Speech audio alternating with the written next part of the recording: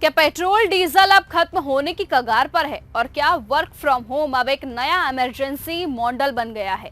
क्या दुनिया एक बार फिर से लॉकडाउन की तरफ बढ़ रही है? ये सवाल अब अक्सर सोशल मीडिया पर हर कोई पूछ रहा है। नमस्कार, मैं हूं आपके साथ निशा भारद्वाज और आप देख रहे हैं न्यूज गंगा।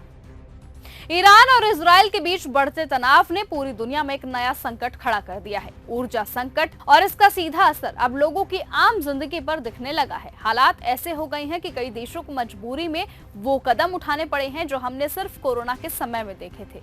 श्रीलंका में हालात इतने बिगड़ गए हैं कि सरकार ने फ्यूल राशनिंग लागू कर दी है। यहाँ तक कि हफ्ते में एक दिन पब्लिक हॉलीडे तक रखा गया है ताकि ईंधन बचाया जा सके। बांग्लादेश में ऑनलाइन क्लासेस शुरू कर दी गई हैं और हर दिन 5 घंटे की बिजली कटौती भी तय कर दी गई है और साथ ही साथ कई फैक्ट्रियां तक बंद पड़ी हैं।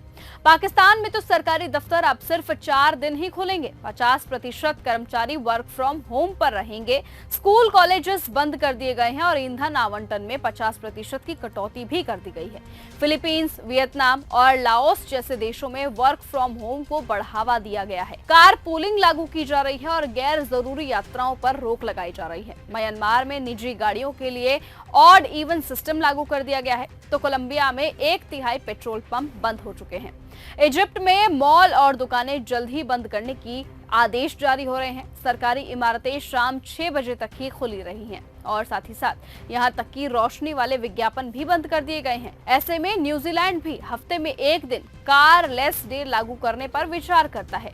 यानी कि तस्वीर साफ है, दुनिया धीरे धीरे एक एनर्जी लॉकडाउन की तरफ बढ़ रही है। लेकिन अब सबसे बड़ा सवाल यह है कि क्या भारत में ही ऐसा ही कुछ होने वाला है?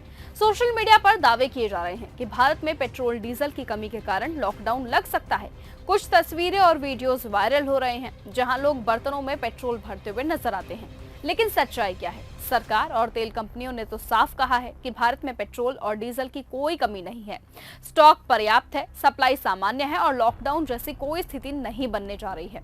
दरअसल ये पूरा डर फैला एक बयान की गलत व्याख्या से। प्रधानमंत्री नरेंद्र मोदी ने संसद में कहा था कि दुनिया में बने हालातों का असर लंबे समय तक रह सकता है, इसलिए हमें तैयार रहना होगा, जैसे हम कोरोना के समय में थे। दुनिया में जो कठिन हालात बने हैं उनका प्रभाव लंबे समय तक बने रहने की आशंका है, इसलिए हमें तैयार रहना होगा, हमें एकजुट रहना होगा। हम कोरोना के समय भी एकजुटता से ऐसी चुनौतियों का सामना कर चुके हैं। अब हमें फिर से उसी तरह तैयार रहने की आवश्यकता है। धीरज के साथ, संयम के साथ, शांत मन से हमें हर चुनौती का मुकाबला करना है और यही हमारी पहचान है, यही हमारी ताकत है। इस सदन के माध्यम से आग्रह करूंगा, ऐसे समय में कालाबाजारी करने वाले, जमाखोरी करने वाले एक्टिव हो जाते हैं। इसके लिए कड़ी मॉनिटरिंग जरूरी है। जहां से भी ऐसी शिकायतें आती है वहां त्वरित कार्रवाई होनी चाहिए। बस यही बात सोशल मीडिया पर लॉकडाउन 2.0 बन गई और फिर शुरू हुई पैनिक बाइंग, यानी कि डर के कारण जरूरत से ज्यादा सामान खरीदना। यही असली खतरा है, क्योंकि अगर लोग इसी तरह टंकियों, डिब्बों और बर्तनों में पेट्रोल जमा करने लगे तो असली कमी नहीं होती हुए भी कमी जैसी स्थिति जरूर बन सकती है।